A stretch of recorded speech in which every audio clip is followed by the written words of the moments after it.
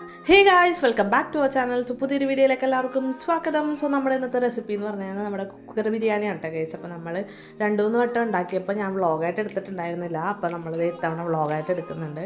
അപ്പോൾ വീഡിയോ എല്ലാവരും സ്കിപ്പ് ചെയ്യാണ്ട് ഫുള്ളായിട്ട് കണ്ടാലേ നിങ്ങൾക്ക് ഡീറ്റെയിൽഡ് ആയിട്ട് എല്ലാം അറിയാൻ പറ്റുള്ളൂ. അപ്പോൾ വീഡിയോ കണ്ടിട്ട് വരാം കേട്ടോ. So let's move to the video.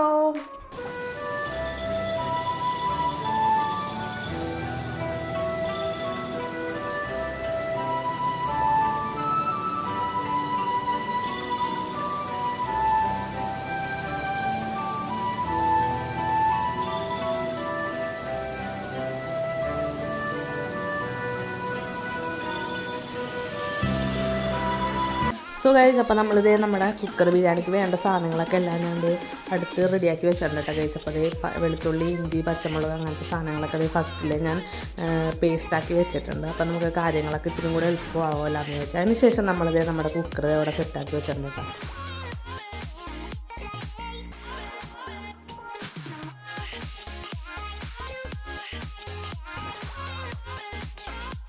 So guys, അപ്പോൾ നമ്മളിത് നമ്മുടെ ചട്ടിയല്ല കുക്കർ റെഡി ആയിട്ടുണ്ട്, ചൂടായിട്ടുണ്ട്. അപ്പോൾ അതിന് ശേഷം നമ്മളിത് അതിനകത്തേക്ക് ആവശ്യത്തിന് വേണ്ട നെയ്യ് ആഡ് ചെയ്ത് കൊടുക്കണ്ട കേട്ടോ ഗൈസ്. അപ്പം നമുക്ക് വേണ്ട ക്വാണ്ടിറ്റിയിൽ നെയ്യ് ആഡ് ചെയ്ത് കൊടുക്കാം കേട്ടോ.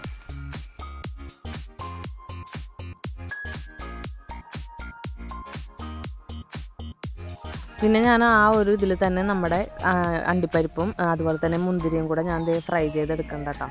അപ്പോൾ അതേ നമ്മുടെ അണ്ടിപ്പരിപ്പും മുന്തിരിയൊക്കെ ഞാൻ ഫ്രൈ ചെയ്തത് വേറൊരു പാത്രത്തിലേക്ക് മൂവ് ചെയ്ത് വെച്ചിട്ടുണ്ട്. അപ്പോൾ അതിന് ശേഷം നമ്മുടെ പ്രോസസ്സിങ് തുടങ്ങണം കേട്ടോ. അപ്പോൾ നമ്മൾ ആദ്യം തന്നെ നമ്മുടെ പച്ചമുളക് അതിനകത്തേക്ക് ഇട്ട് കൊടുക്കുന്നുണ്ട് കേട്ടോ. പച്ചമുളക് ഇട്ടതിന് ശേഷം ഞാൻ സവാളയും ഇട്ട് കൊടുക്കുന്നുണ്ട്.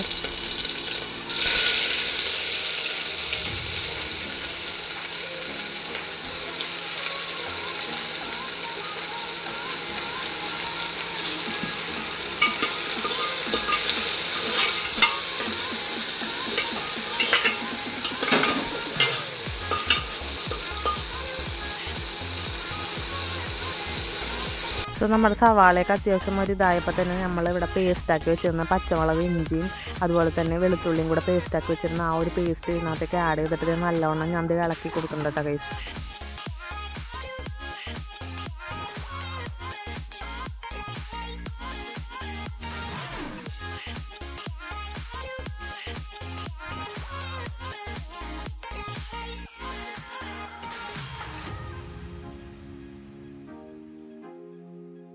പിന്നെ ഞാൻ ഈ ഒരു ഇല ഇട്ട് കൊടുക്കുന്നുണ്ട്. ഈ ഇലയുടെ പേരെന്താണെന്ന് എനിക്കറിയാൻ പാടില്ല കേട്ടോ. എനിക്ക് അറിയുമെങ്കിൽ ജസ്റ്റ് ഒന്ന് കമൻറ്റ് ചെയ്യട്ടോ. ഈ ഇലയുടെ പേര് എനിക്കറിയില്ല. അപ്പോൾ അതും പിന്നെ അതുപോലെ തന്നെ നമ്മുടെ മസാലകളിലുള്ള അങ്ങനത്തെ സാധനങ്ങളൊക്കെ കുറച്ച് ഇട്ട് കൊടുക്കുന്നുണ്ട്. ഏലക്ക, കറുകപ്പട്ട അങ്ങനത്തെ സാധനങ്ങളൊക്കെ നമ്മൾ ആവശ്യത്തിന് വേണ്ട പോലെയൊക്കെ ഇട്ട് കൊടുക്കണ്ട കേട്ടോ ഗൈസ്.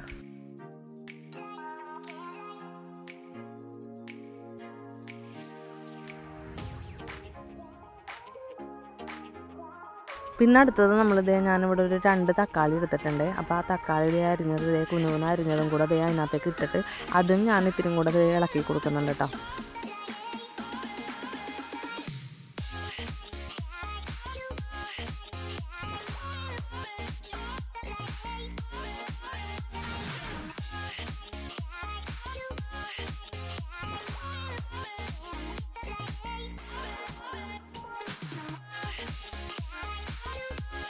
പിന്നെ ഇതിനകത്തേക്ക് കുരുമുളക് പൊടി ആവശ്യത്തിന് ആഡ് ചെയ്ത് കൊടുക്കുന്നുണ്ട്.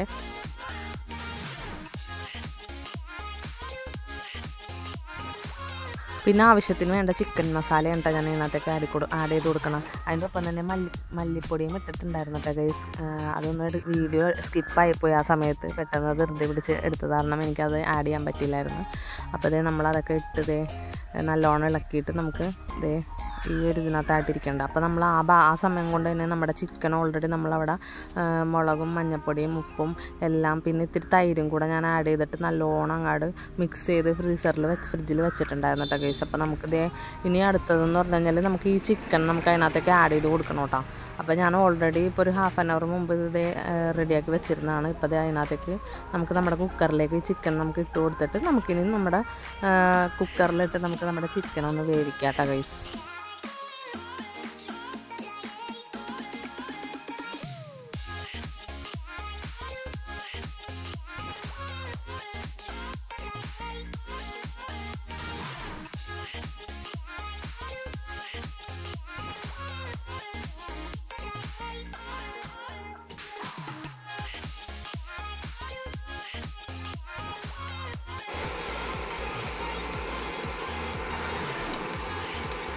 സോ ഗൈസ്, അപ്പോൾ നമ്മുടെ ചിക്കനൊക്കെ മുഴുവനായിട്ട് അങ്ങോട്ട് വെന്തിട്ടില്ല എങ്കിലും നമ്മളിത് അതിന് ശേഷം ഇതിനകത്തേക്ക് ആവശ്യത്തിനുള്ള ബിരിയാണി റൈസ് ആഡ് ചെയ്ത് കൊടുക്കുന്നുണ്ട്. അതിന് ശേഷം നമ്മൾ ആവശ്യത്തിന് വേണ്ട വെള്ളവും കൂടെ ഒഴിച്ചിട്ട് നമ്മുടെ കുക്കർ അങ്ങോട്ട് മൂടി വെക്കുക കേട്ടോ ഗൈസ്. എന്നിട്ട് നമ്മളൊരു 2 വിസിലടിക്കുക കേട്ടോ.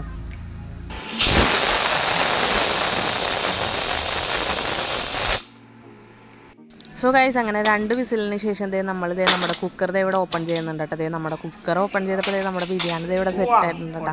നമ്മൾ സാധാരണ ബിരിയാണി ഉണ്ടാക്കുന്നതിനും വളരെ എളുപ്പമുള്ളൊരു റെസിപ്പിയാണ് ഇത്. പെട്ടെന്ന് നമുക്ക് എല്ലാം കൊണ്ടും നമുക്ക് പെട്ടെന്ന് ഉണ്ടാക്കി കഴിക്കാൻ പറ്റാവുന്ന ഒരു റെസിപ്പിയാണ്. അപ്പോൾ അതിന് ശേഷം നമ്മളിത് അണ്ടിപ്പരിപ്പും കിസ്മിസൊക്കെ നമ്മളിവിടെ എല്ലാം സെറ്റാക്കി വെച്ചിട്ടുണ്ടായിരുന്നു. അതൊക്കെ അതിനകത്തേക്ക് ഇട്ട് കൊടുത്ത് നല്ല സൂപ്പറാക്കി വെച്ചിട്ടുണ്ട്. കണ്ട നല്ല രസമുണ്ട്. ഞാൻ ഒട്ടും പ്രതീക്ഷിച്ചില്ല കേട്ടോ ഇതേപോലെ. അപ്പോൾ നിങ്ങളെല്ലാവരും ഈ ഒരു വീഡിയോ നിങ്ങൾ ട്രൈ ചെയ്യാം കേട്ടോ. വളരെ എളുപ്പമുള്ളൊരു റെസിപ്പിയാണ്. അതുമല്ല നമുക്ക് പെട്ടെന്ന് ധൃതി പിടിച്ചൊക്കെ ഇരിക്കുന്ന ആൾക്കാർക്ക് പെട്ടെന്ന് ഉണ്ടാക്കാൻ പറ്റാവുന്ന ഒരു ബിരിയാണി കേട്ടോ.